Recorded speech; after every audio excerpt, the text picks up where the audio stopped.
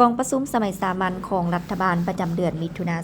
2025 ได้จัดขึ้นในวันที่ 24 มิถุนายน 2025 ที่สำนักงานนายกรัฐมนตรีภายใต้การเป็นประธานของทานสอนไซศรีพันดอนนายกรัฐมนตรีมีบรรดาทานของนายกรัฐมนตรี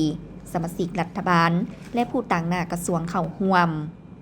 กองประชุมครั้งนี้ได้พร้อมกันคุคัวปรึกษาหรือประกอบคำเห็นและพิจารณา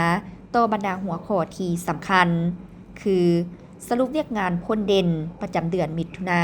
และทิศทางแผนการประจำเดือนกรกฎาคม 2025 ของรัฐบาลการสรุปตีราคาการจัดตั้งปฏิบัติเวียกงานเฉพาะกิจ 6 เดือนต้นปีและทิศทางแผนเวียกยุดซุ่ม 6 เดือนท้ายปี 2025 สภาพพ้นเด่นเวียกงานป้องกันศาสตร์ป้องกันความสงบและเวียกงานการต่างประเทศแผนการรับมือกับภัยพิบัติโดยเฉพาะการเกี่ยมรับมือกับน้ำท่วมการก้าเกี่ยมแนวพันธุ์แผนการผลิตฤดูฝนการซ่อมแปลงบูรณะเส้นทางชลประทานการบริหารจัดการน้ำอยู่บรรดาเขื่อนห้างดำลัดว่าด้วยธุรกิจน้ำมันเสื้อไฟห้างยุทธศาสตร์การพัฒนาเศรษฐกิจสังคม 10 ปี ปี 2026 หาปี 2035 และวิสัยทัศน์ฮอดปี 2045 ของสาธารณรัฐประชาธิปไตยประชาชนลาวและห้างดำลัดว่าด้วยฐานข้อมูลพลเมืองและบัตรประจำตัวในโอกาสดังกล่าวเปิดกองประชุมท่านนายกรัฐมนตรีได้ยกให้เห็นสภาพการพ้นเด่นที่เกิดขึ้นอยู่ภาคพื้นและสากลยังสืบต่อเข่งฮอนและน่าเป็นห่วงกว่าเก่า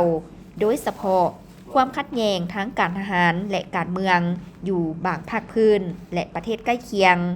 ซึ่งปัญหาทั้งหมดนี้ยังจะสืบต่อเป็นสิ่งท้าทายและอาจส่งผลเสียหายต่อชีวิตและทรัพย์สินของประชาชนอยู่หลายประเทศเฮ็ดให้สภาพเศรษฐกิจโลกที่มีความยุ่งยากอยู่แล้วยิ่งจะสืบต่อมีความผันผวนและมีผลกระทบเป็นวงกว้างเติม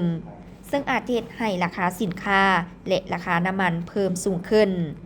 สำหรับอยู่ประเทศลาวก็บ่สามารถหลีกเลี่ยงผลกระทบจากสภาพดังกล่าวทั้งทางกรุงและทางอ้อมเช่นเดียวกันพร้อมกันนั้นอยู่ภายในประเทศก็มีสภาพฝนตกหนักอยู่หลายแขวงเกิดมีสภาพน้ำท่วมและน้ำป่าไหลสุ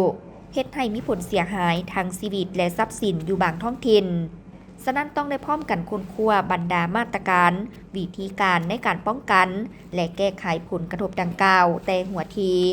และแก้ไขปัญหาผลกระทบที่เกิดขึ้นมาแล้วเพื่อบ่ให้กระทบต่อชีวิตการเป็นอยู่ของประชาชนพนักงานรัฐกรและการพัฒนาเศรษฐกิจสังคมของประเทศ